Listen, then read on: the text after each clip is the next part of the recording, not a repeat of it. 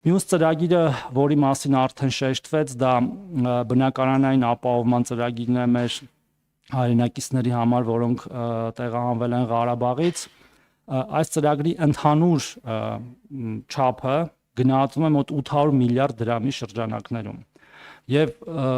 չեմ սիրում այդ աննախադեպ բառը, որ հաճախ օգտագործվում է, իմ գործընկերներն են հաճախ օգտագործում, բայց սա իրոք ծավալի իմաստով երբևէ չի եղել այս չափի պետական ծրագիր, փորձեցի խուսափել աննախադեպ բառից։ Մենք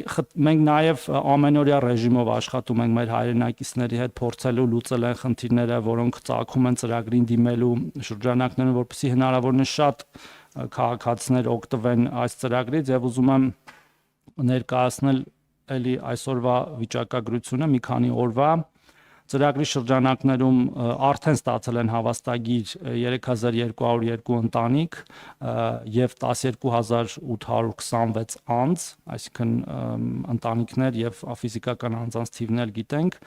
եւ որոնցից 1198-ը կամ 1200-ը եւ 5242-ը արդեն իրացրել են իրենց հավաստագրերը եւ բնակվում են իրենց սեփական տներում։ Իհարկե մենք նաև մոնիտորինգի ենք ենթարկում ամենօրյա ռեժիմով եւ վերլուծում ենք, թե ինչպես կարող ենք ծրագիրը առավել բարելավել եւ օրինակ հենց այսօր կառավարության նիստում որոշ փոփոխություններ արել ենք, թեև նախարարության կայքով հրապարակել ենք, բայց կուզեմ նաև այս ֆորմատով ներկայացնել, որ ծրագրի շահառու միավորի կազմում պարտադիր լինելու պայմանը չի տարածվի ընտանիքի այն անդամների վրա, ովքեր դատարանի վճռի հիման վրա ճանաչված են անհայտ բացակայող, մինչև այդ մենք այդպես խնդիր ունենք, որ չեն կարողանում օգտվել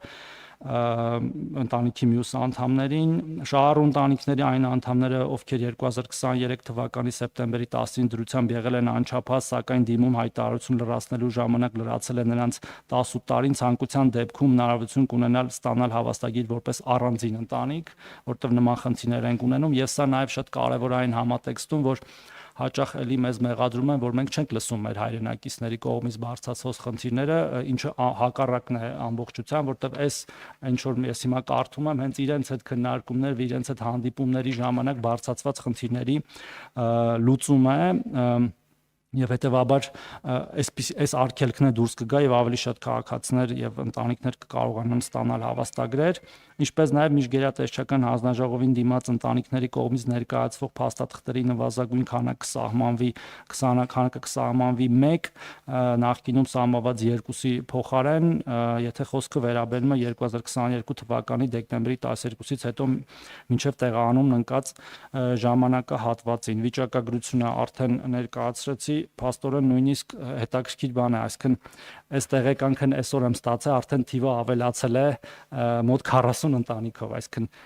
27-ի դրությամբ եւ 30-ի դրությամբ, այս էլ շատ լավ տենդենց է, արդեն ունենք 3240 ընտանիք, որից իրացվել է 1210, սա նորից խոսում է ըստ էության կենսունակության ծրագրի եւ մեր հայրենակիցների կողմից լավ ընկալվելու մասին։